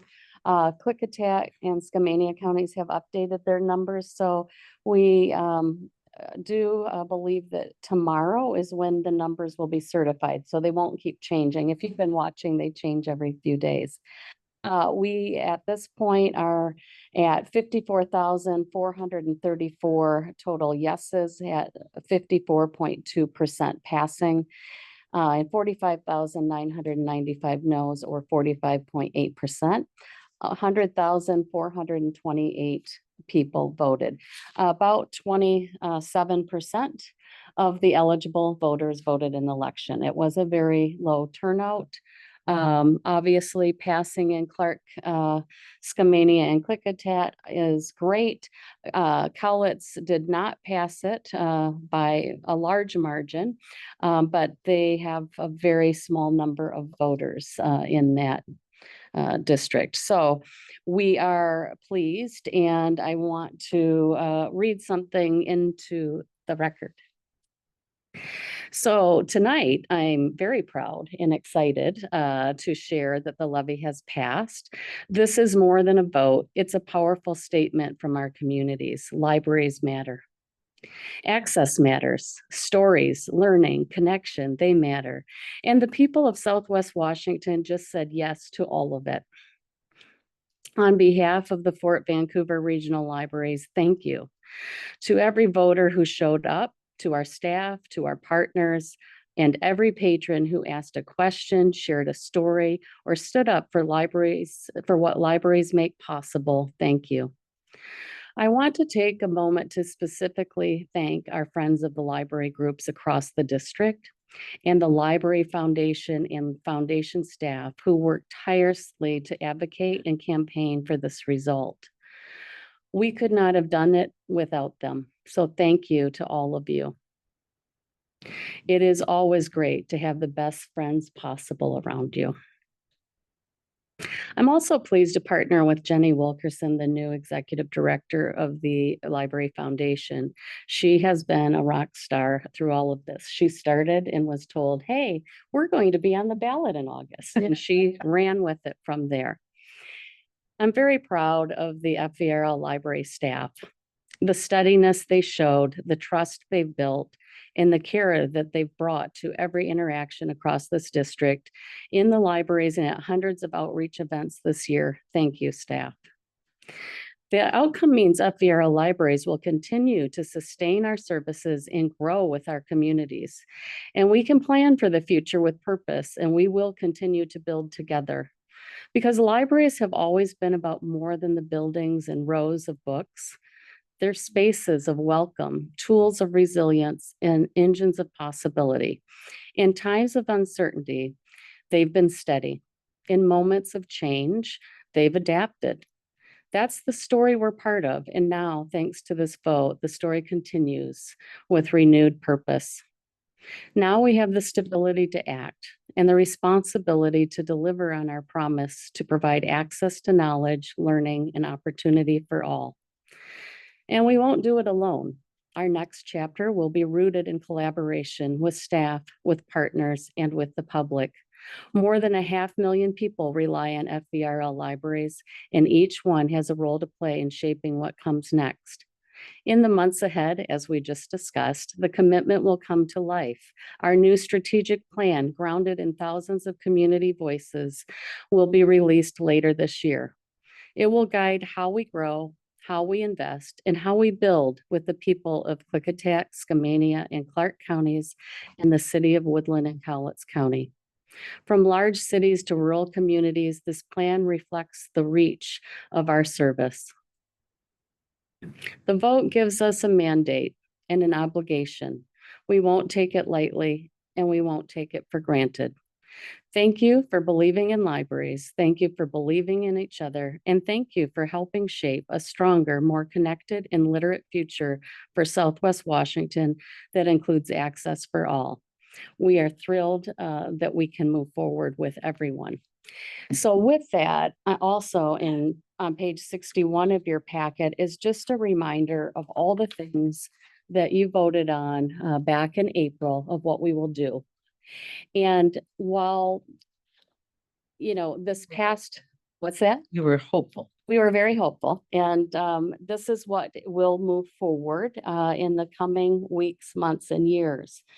So the next step is really as we start to put together our budget process.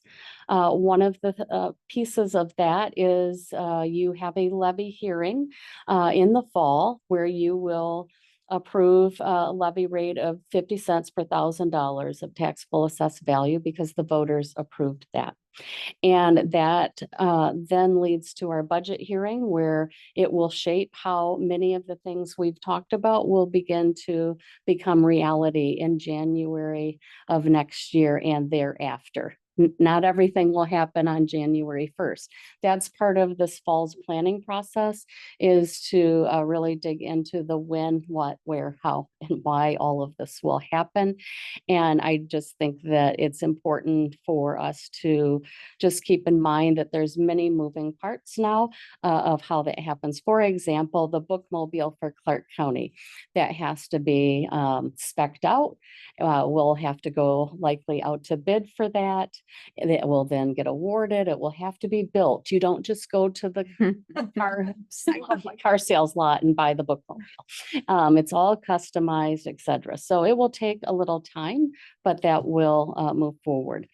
So you'll start hearing about this as we move forward in the weeks and months ahead, but know that the staff are working on these things behind the scenes, and we're thrilled to do so.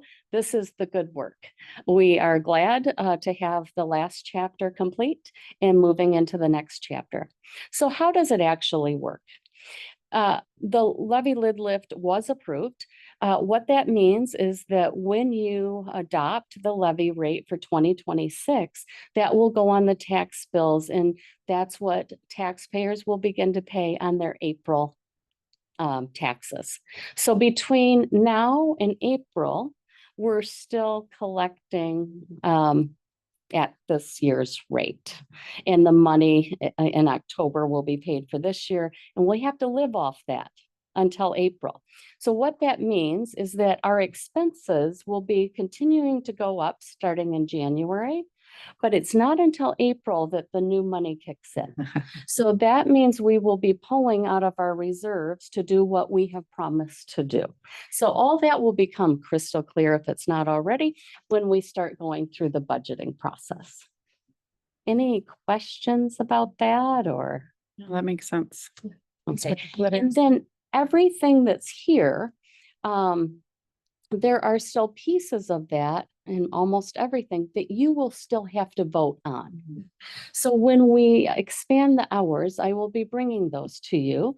And you will be looking at not only where are those 91 hours going, but we may be looking at all of our hours because of our strategic planning feedback. And so you'll vote on that. We will be adding staff to support those. We don't bring those in that same way, but you approve the budget that funds the staff, that funds the collections, that funds everything. And so you will be involved all the way along. Question. Yes. The hours of availability working across this, and it's a big library district. Yes. Are we going to be asking people or giving them an opportunity to comment to see if those hours are even going to work for some of these different populations? We have done that through our survey. Okay. So if you know people that haven't filled it out yet, that's time. Okay. Okay. We will also be moving forward with the Washougal Community Library project. We will bring that to you when we have more information because you need to vote on those things. But we have to, in the background, stand up the process to move that forward. And remember, since we started the levy talk to today, we've now received $2.218 million from the state for that project. Those are matching funds. So that reduces the gap. And we also believe we have a very large gift that we'll be receiving to go toward that project. Not ready to announce that quite yet. So there continues to be fundraising and grant seeking, but in the end, we know that we're able to close that gap in order to move it forward to a reality. So more to come on that. Any other comments or questions? Well, I just want to say it was a wonderful message that you shared on record, but I also want to acknowledge that you put in a tremendous effort. You could have easily sent someone else to all these meetings to represent and share the information.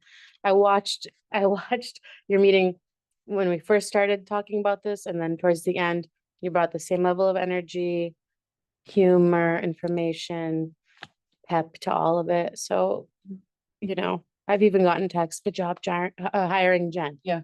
So I can't take credit for it, that, but I am so grateful. You did a really good job. You really pushed yourself. I think at one point you told me you hadn't had a day off in many, many weeks, and you were traveling a lot to go to many things in person. So bravo, thank you. I really think you were a really big part of this passing. I really appreciate that. I will tell you that it would have never happened without the team that's behind me. Yeah. And many of them worked extremely hard, whether it was presenting all the public information, writing speeches for me, tracking schedules, going to outreach events themselves. Really the interactions that happened in our buildings, everyone on our staff was incredibly engaged and made this happen. Miranda, good job. Yeah. Yeah. Very good with all of the information and assisting and supporting the process. I had a lot of really good feedback on, was it Julian, the website? Yeah. Yeah. I had a ton of people visit the website and so much good feedback about that. Good job. Thank you. Next up is Policy Committee, Purchasing and Procurement Policies. This is the second reading. And Katrina is going to talk about this. Yeah. Thank you for joining me again. So our purchasing and procurement policy, we are only proposing one change. The change to the policy is the resolution number. It's changing from 2024-06 to 2025-08. And nothing more on the purchasing and procurement policy are we recommending to change. Is there a motion? Oh, I'm sorry. Were you finished? I was, and then I changed my mind. Sorry about that, Christy. Good. The resolution number that we're updating, I will talk about next. It's the MRSC rosters resolution. So we'll dig deeper into that. All right, is there a motion to adopt the purchasing and procurement policy as presented? Moved. Is there a second? I second. Any further discussion? I move this to a vote. Marie Coffey, Aye. Mary Ann Duncan Cole, Aye. Olga Hodges, Aye. Christy Morgan, Aye. Mary Williams, Aye. Irina Kakarina, Megan Dugan. Aye. Motion passes. Next up is resolution 2025-8 MRSC rosters. So you Small- will, Sorry, I didn't read the whole thing. Small public works consultant and vendor rosters. Go ahead. so you will notice a lot of text striked out in this resolution, but the only change that's being made is any and all reference to direct contracting and us using the direct contracting process. The resolution itself is substantially the same with the exception of that change. And this was our second reading, so we'll be voting tonight. Were there any questions?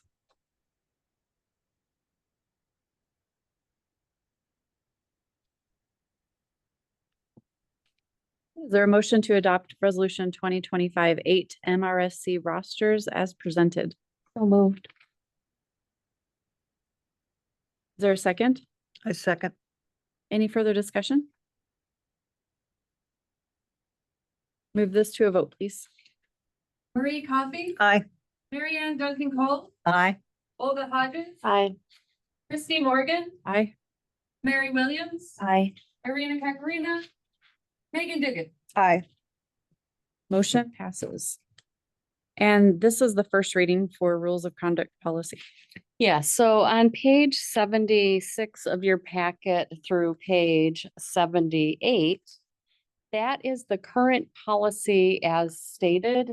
And then starting on page 79 through page 82, is the new proposed policy. It is a complete rewrite of the current policy for the purposes of categorizing the behaviors into I will just call them, for lack of better term, buckets, in order to ensure that we are consistent across the district with how we apply the policy, and then what staff use internally through exclusion guidelines for when there are people that need to be excluded, what kind of timelines are used. And that's really important from a system that is very large, that we apply these things consistently in every one of our buildings. What you will see if you read it and you track like I did from everything listed in the current to the new, you will see that most of that language is picked up and put into the proposed policy. It's just in a different place in the document. So it's really to clean up and restate. I will tell you that it is your first reading, so I'm looking forward to questions, comments, etc. But we are still working on this document and are having continued feedback from staff that we will bring back to our policy committee in September. Wow. In September, before it comes back to the board again. So there may be further changes. And I mean, I've got questions and I'm gonna wait, but something like moving library furniture or equipment without permission. If I put a little question mark or something, but then when you do the presentation, you can explain where maybe there's a problem. that you have. Okay. And if you have a lot of editorial changes, I would be happy to have you share those with I'm us. just really glad that the old policy where consequences is misspelled twice didn't get carried over to the new policy. It's correctly spelled in the new. That's great. Don't give her any more positive. We're still integrating the AI. Thank you for getting correction. And I love The numbers. It makes it so easy when we're here to get to where we need to be. So you just want those suggestions like in writing by email or something? Yeah, or call. Okay. Yeah. Okay. Either way, we I'll can, wait then. all right. Unless you have other questions. Okay. Any questions? No, I'll save them.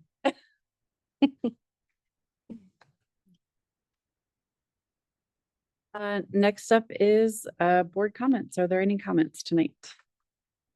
I'll leave my usual comments to thank the foundation. I'm the liaison to the foundation board this year. And I just have to second Jennifer, thanking Jenny Wilkerson, who's their new ED.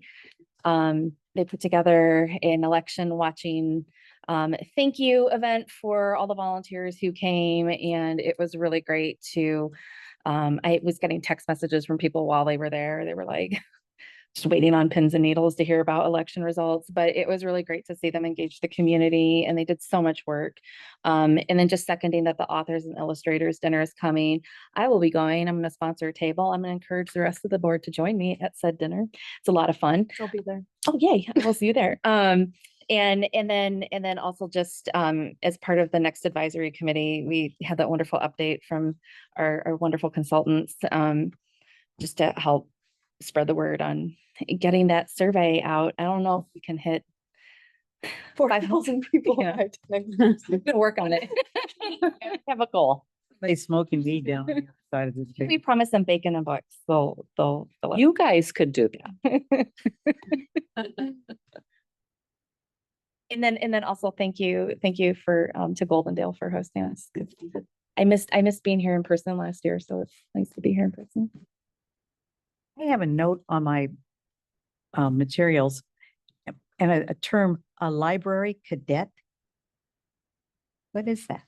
I think you made that up, Marion. This is not my handwriting. I'm not sure. Thank you. It sounds interesting, though. We'll look into that. Thank you. A cadet. Any other board comment? Yeah, no secret notes here. I want to thank Goldendale staff and Tara. This is my local library, and wonderful presentation. It's been awesome to see every year, just like the growth and the beautiful additions, and just how the community is engaging more and more, especially post-COVID, and how we are having an opportunity to have some local catering as far as like, needs and preferences, like what we were talking about, the changes or the variation really between various branches. So awesome to see that update. And here's to another good year. All right, anyone else? The setting for the next regular meeting is Monday, September 15th at 6 p.m. at Woodland Community Library, and also hybrid on Zoom. Is there a motion to adjourn this meeting? I still move. Second. Second. Any objections? Hearing none, this meeting is adjourned. Thank you all for coming tonight. Did your own motion.